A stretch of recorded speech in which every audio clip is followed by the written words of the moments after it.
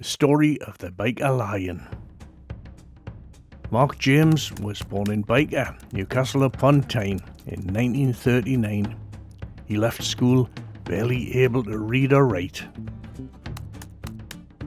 Aged 18, Mark was called up to serve 2 years national service with the 1st Royal Tank Regiment in Kowloon, Hong Kong.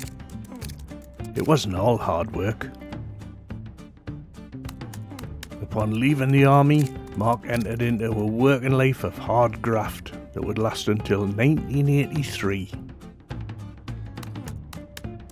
Mark and Anthea got married. They've recently celebrated their 60-year diamond wedding anniversary. Aged 48, Mark attended Heaton Adult Education Centre and was encouraged to develop his unique storytelling and writing skills. The result was a series of short stories about his childhood growing up in Byker. Mark won the first Sid Chaplin Writing Award with Me Bogey, and subsequently had a few of his stories read out on BBC Radio Storytime. Due to his success, the Education Centre produced a book and published the first of Mark's writings, Spuggy's Flight, Tales from Tyneside. With his newfound confidence and skills, Mark passed his bricklaying city and guilds and started work at Newcastle College as a bricklaying technician. During this time, Mark continued writing and drafted a book, The Byker Lion, which was sold at auction for the Children's Heart Unit charity at the Freeman Hospital. This resulted in an interview with Lorraine Kelly on Breakfast and Carol Vorderman on BBC promoting adult education. Collecting the stories written over the last few years, Mark produced a book of short humorous stories recalling the life of a navvy and hard graft, A Navvy's Tale. Mark won the Northern Tales Sid Chaplin story competition for the 2nd time, resulting in more local press. Mark retired from Newcastle College and continued to work on his stories. For Mark's 70th, on August the 11th, his son Sean commissioned Ron Moll to produce a bronze sculptured figurine of the Byker Lion. Ron used Mark's numerous drawings to help get the figure just right.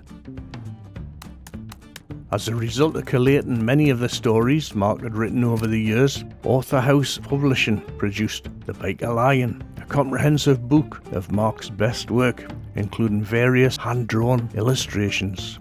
The book was well received and resulted in some local press. Mark was invited to attend an annual ceremony for adult education and diversity at Newcastle Civic Centre, hosted by the Lord Mayor and local MPs. As the final award of the event, Mark received a Special Recognition Award from the Lord Mayor. Mark took part in some TV and radio appearances to promote literature and adult education. Newcastle City Library invited Mark to speak at an event which resulted in a touching review in the Evening Chronicle in the Reader's Home. Settling into retirement, Mark decided to revisit and refresh a few of his best stories and subsequently published The Byker Lion Roars Again. Noticing the ever-advancing industry of digital media, Mark and Sean began to discuss the possibility of adapting some of the stories into animated cartoons. They contacted a local production company, and after much planning, the story of the Byker Lion was brought to life.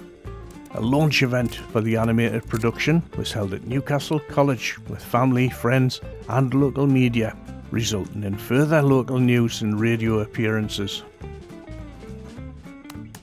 During lockdown, and with Mark and Sean looking to do something creative, work began on the 2nd animated adaptation, Me Bogey, with animator Andrew Bell. This was produced remotely and released in 2021. With hopes of turning the cartoons into a trilogy, further production resulted in Spuggy's Flight, the 3rd animation in the series.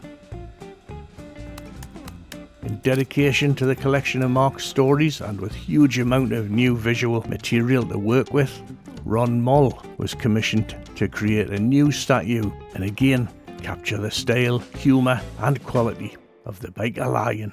Me Bogie was produced. Goodbye, old Byker. Oh, old Byker, where did she go? That lovely old lady I knew so long ago. Life was so simple way back then. Alas, those days can never live again.